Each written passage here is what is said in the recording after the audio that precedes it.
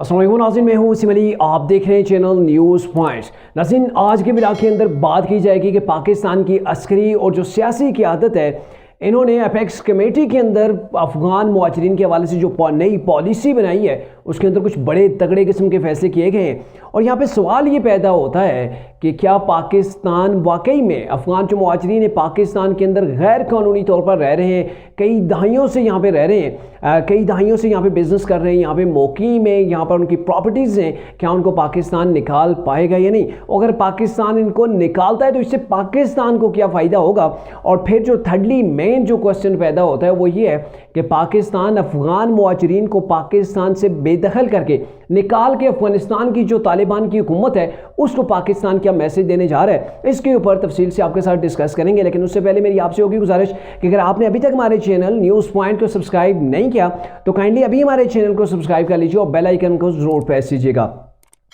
लेकिन वैसे तो ये कहा जा रहा है कि अस्करी और सियासी क़यादत ने मिल बैठ के ये डिसीजन लिया है कि हमने अफ़गान मुहाजिरीन जो पाकिस्तान के अंदर है उनको यहाँ से बेदखल करना है, उनको निकालना है।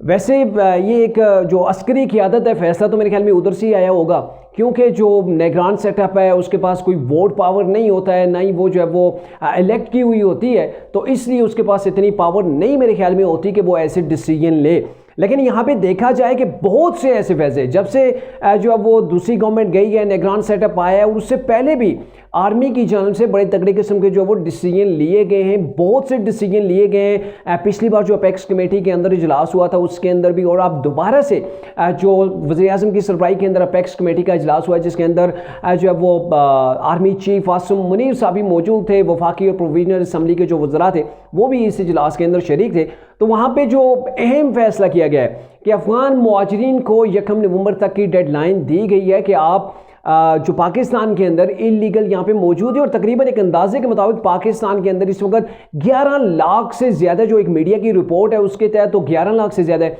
और जो अभी निगरान सेटअप है उनके मुताबिक, जो उनके वज़ीर दाखिला हैं उनके मुताबिक, सरफराज बुगटी साहब के मुताबिक, पाकिस्तान के अंदर 17 लाख गैर मुल्की जो है इलीगल तौर पर यहाँ पे पाकिस्तान के अंदर मौजूद है, और उनमें जो है वो अफ़गान शहरी ही सबसे ज़्यादा, यानी कि अफ़गानी जो लोग हैं, अफ़गानी बशिंदे पाकिस्तान के अंदर इलीगल तौर पर रह रहे हैं। आप हैरान होंगे कि ये 2023 है और पाकिस्तान के अंदर अफ़गानी शहरियों को पाकिस्तान आने के लिए वीज़े की ज़रूरत नहीं होती थी, ना ही पासपोर्ट की होती थी। जस्ट उनको तहरीरी सूरत के अंदर जो है वो चीज़ें, उनके पास डॉक्यूमेंट्स होते थे, उनको लेके वो पाकिस्तान आ जाते थे। और यहाँ पे यही तकरीबन इनका सिलसिला जो जारी था। और आपको ये बताएं, ये आज से नहीं है, जब से यानी कि पाकिस्तान आज़ाद हुआ था UNO के तहत, उस वक्त ये हुआ था कि बॉर्डर की उस तरफ और इस तरफ जो ख़ानदान आपस में डिवाइड हो गए थे, कुछ उस मुल्क के अंदर चले गए थे और कुछ जो है वो पाकिस्तान के अंदर आ गए थे। तो इन लोगों के लिए एक डॉक्यूमेंट्स की पॉलिसी बनाई गई थी कि ये डॉक्यूमेंट्स के ज़रिए से जो है वो आ जा सकते हैं, मतलब वो पाकिस्तानी उधर जा सकते हैं, अफ़गानी जो है वो पाकिस्तान के अंदर आ सकते हैं। तो अभी 2023 है और 2023 तक हमारी स्ट्रेटजीज़, हमारी पॉलिसीज़ का ये आलम है कि अभी तक हम जो है वो पासपोर्ट और वीज़ा सिस्टम के ऊपर नहीं आए, सिर्फ डॉक्यूमेंट्स के ज़रिए से जो है वो हमारा आना जाना पाकिस्तान और पाकिस्तान से अफ़गानिस्तान, अफ़गानिस्तान का पाकिस्तान में ऐसे ही कई दहाइयों से जो है वो जारी है। अब ज़रूरत क्यों पड़ गई? वैसे तो आपको भी पता है कि अफ़गान शहरी जो पाकिस्तान के अंदर मौजूद हैं, पिछले दिनों जो कुछ ऑपरेशंस किए गए तो उसके अंदर भी ये चीज़ सामने आई है, जो अफ़गान शहरी पाकिस्तान के अंदर मौजूद है मोस्टली के पास शनाख्ती कार्ड ही नहीं है। जिनके पास शनाख्ती कार्ड हैं उनके शनाख्ती कार्ड भी एक्सपायर हैं, और कुछ तो पाकिस्तान के अंदर पाकिस्तानी नेशनलिटी हासिल करने के लिए पाकिस्तानी जैली कार्ड जो है वो बना के वो पाकिस्तान के अंदर रह रहे हैं, यहाँ पे बिज़नेस कर रहे हैं, यहाँ पे मतलब वो काफ़ी सालों से मौकी में, तो वो भी पकड़े गए। लेकिन अभी जो रूल्स बनाए गए हैं 1 नवंबर तक उनको टाइम दिया गया है, और 1 नवंबर के बाद क्या होगा कि इन लोगों को डिपोर्ट किया जाएगा, यहाँ से उठाया जाएगा, अफगानिस्तान जो है वो लैंड करवाया जाएगा। और साथ में जो इनके पाकिस्तान के अंदर बिजनेस है, ज़ाहिर है इनके बड़े पैमाने के ऊपर इन लोगों के बिजनेस है, प्रॉपर्टीज़ हैं, तो इनको टाइम दिया गया है 28 डेज़ हैं कि आप 1 महीने के अंदर अंदर ये सारी चीज़ें सेल करें और सेल करके पाकिस्तान से चलते बने। अब इसका क्या जो है वो नताइज आएंगे वो तो बात की बात है, लेकिन फिलहाल इनको ये टाइम दिया गया। इससे पहले ये होता था कि पाकिस्तान कई बार जो है वो इनको टाइम देता रहा है, धमकी देता रहा है, लेकिन फिर से इनको जो है वो साल, 1.5 साल, 2 साल का जो है टाइम दे दिया जाता था, क्योंकि आलमी दुनिया पाकिस्तान को प्रेशर जो है वो डब में डालती थी। तंजीमें मुख्तलिफ किस्म की इंसानी हकूक़ की वो पाकिस्तान के ऊपर प्रेशर बिल्ड करती थी कि आप ऐसे मुहाजिरीन को पाकिस्तान से नहीं निकाल सकते, आपको नहीं निकालना चाहिए। और फिर पाकिस्तान फिर से इनको जो है एक नई डेडलाइन दे देता था। लेकिन अब बड़ा सवाल ये है कि क्या वाकई निगरान सेटअप जो मौजूदा सेटअप है और आर्मी चीफ, क्या ये वाकई में अफगान मुहाजिरीन को जो इलीगल पाकिस्तान के अंदर 11 लाख से जायद रह रहे हैं उनको निकाल पाएंगे या नहीं? तो इसके बारे से बड़ा वाज़ेह एक मैसेज है। आपने देखा कि आर्मी चीफ ने जो एक्शन लिए उसको ऊपर अमल कराया, इम्प्लीमेंट हुआ। डॉलर कहाँ पे था, आज 284 के ऊपर डॉलर पहुंचा है, तो कैसे डॉलर नीचे आया है, जाहिर है इसके ऊपर भी आर्मी चीफ ने जो वो हाथ डाला था। और अभी एपेक्स कमेटी का जो इजलास हुआ है उसके अंदर बहुत से फैसले हुए, वहाँ पे ये भी हुआ है कि स्मगलिंग,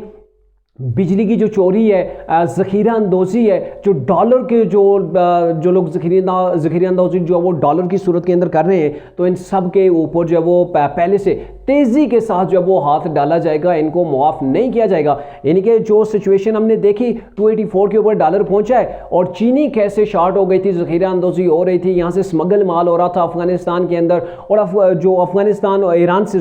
ईरान से जो पाकिस्तान के अंदर स्मगल हो गई चीज़ें आ रही थी, जैसे पेट्रोल, डीजल वगैरह ये चीज़ें आ रही थी, तो इन सब के ऊपर पाबंदी लगाई गई है। और ये भी कहा गया है स्मगलिंग के अंदर जो लोग मुलव्वस होंगे उनका क्या करना है जी, उनका हमने कोर्ट मार्शल करना है। स्मगलिंग के अंदर जो लोग हैं, चाहे सिविलियन है या फिर इदारे के अपने, जो भी मुलव्वस पाया गया उसको उठाना है, उसका कोर्ट मार्शल किया जाएगा। तो ये कुछ इक़दाम उठाए गए और ये कहा गया कि डॉलर 250 पे हमने लाना है। तो इन इक़दाम को देखते हुए ये लग रहा है कि जो कुछ माजी के अंदर पाकिस्तान की सियासी गवर्नमेंट्स हैं या आप कह रहे हैं मार्शल लॉज रहे हैं, जो वो काम नहीं कर पाए, मेरे ख्याल में ये निगरान सेटअप और ये मौजूदा जो आर्मी चीफ है इन्होंने जो पॉलिसी मुरतब की है इसके ऊपर इंप्लीमेंट करवाया जाएगा। और इसकी एक बड़ी रीज़न भी है कि पाकिस्तान के अंदर जो दहशतगर्दी हो रही है, आपको बताएं कि एक रिपोर्ट के मुताबिक 24 दहशतगर्दी के वाक़यात पाकिस्तान के अंदर रिसेंटली जो हुए उसमें से 14 अफगान तालिबान की जानब से किए गए।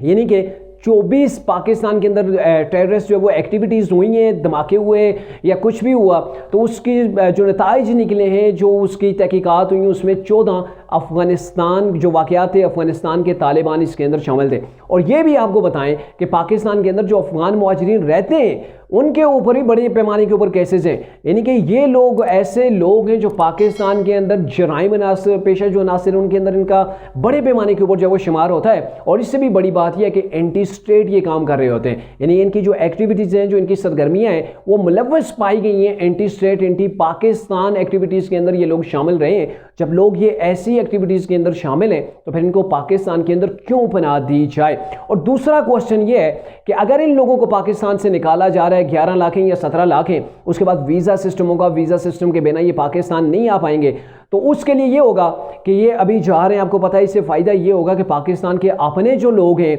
आप अंदाज़ा लगा लें कि ये जिन मार्केट्स के अंदर बैठे हुए ताजिर लोग इनको बेहतर से जानते हैं, वहाँ पे इन लोगों ने किराए बढ़वा दिए थे, यानी कि जो दुकानें थी उनके रेंट बढ़वा दिए थे, उनके एडवांस की सूरत में इन लोगों ने पेमेंटें बढ़ा दी थी, जो आम पाकिस्तानी ताजरों के लिए काफ़ी जो है वो मुश्किलात का सामना था। और इनके जाने के बाद आप देखेंगे चाहे सोसाइटीज़ हैं जहाँ पर ये अपने घर रेंट के ऊपर लेते थे या प्रॉपर्टीज़ लेते थे, या फिर ये शहरों के अंदर जो इनके कारोबार थे,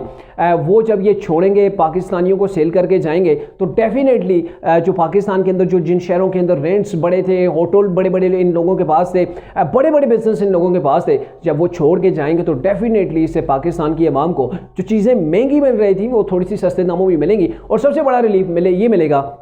कि कुछ परसेंटेज जो जराइम पाकिस्तान के अंदर हो रहे थे, जो गाड़ियों की चोरी हो रही थी, स्मगलिंग के अंदर जो इन्वॉल्व थे और जो दीगर एक्टिविटीज़ के अंदर थे, उसके अंदर भी मेरे ख्याल में काफ़ी वाज़े तौर पर जो है वो कमी भी देखने में आएगी। लेकिन यहाँ पे ये है कि इससे एक नुकसान भी होगा। नुकसान ये होगा जो मौजूदा पाकिस्तान के अंदर लोग हैं जिनके ख़ानदान अफ़गानिस्तान के अंदर भी रह रहे हैं, जब डिवीजन की गई तो वो पाकिस्तान के अंदर कुछ रह गए, कोई अफ़गानिस्तान के अंदर रह गए, तो उसकी सूरत के अंदर जो पाकिस्तानी भी वहाँ जाते थे, वो जो डॉक्यूमेंट्स दिखा के जाते थे, वो अंग्रेज़ दौर के जो डॉक्यूमेंट्स जो तैयार होते थे उस वक्त से लेकर आज तक, तो वो अब ख़त्म हो गया है। ज़ाहिरा अफगान पॉलिसी भी अपनी बनाएंगे और पॉलिसी उनकी भी ऐसी होगी, ज़ाहिरा वीज़ा फिर पाकिस्तानी जो अफगानिस्तान के अंदर बिजनेस कर रहे हैं उनको भी वीज़ा लेके जाना पड़ेगा। अब यहाँ पे एक सिनेरियो नया डेवलप हो रहा है कि पाकिस्तान ऐसा क्यों कर रहा है। माजी के अंदर अगर पाकिस्तान ने इन लोगों को नहीं निकाला तो अभी क्यों निकाला जा रहा है? तो इसके पीछे एक बड़ा वाज़ेह फैक्टर है कि जो अफगान तालिबान की हुकूमत है वो पाकिस्तान की मदद नहीं कर रही। पाकिस्तान के अंदर दहशतगर्दी के वाक़यात हो रहे हैं और मुसलसल अफगानिस्तान से ऑपरेट हो रहे हैं। अफगानी तालिबान उसके अंदर शामिल है, TTP जो है वो उसके अंदर शामिल है। लेकिन जब पाकिस्तान की जानिब से रेजिस्ट किया जाता है या फिर उनसे मुतालबा किया जाता है इनके खिलाफ कार्रवाई करें, तो बस खोखले दावे किए जाते हैं कि हम जो है वो इनके खिलाफ देखेंगे, एक्शन लेंगे, लेकिन एक्शन नहीं लिया जाता। और फिर ये भी कहा जाता है कि पाकिस्तान के अंदर जो दहशतगर्दी है वो पाकिस्तान की अपनी है, उसके अंदर अफगानिस्तान का हाथ ही नहीं है। तो जब आप जो है वो पाकिस्तान का कोऑपरेट नहीं कर रहे, जब आप पाकिस्तान के साथ जो है वो चलने को तैयार नहीं है, तो पाकिस्तान ने यहाँ पे अफगानिस्तान गवर्नमेंट को एक मैसेज दिया है, अगर आप तालिबान के खिलाफ एक्शन नहीं ले सकते तो फिर आपका पाकिस्तान से लेना देना कोई नहीं है, आप अपने मुल्क में रहें, हम फिर अपने मुल्क के अंदर रहेंगे।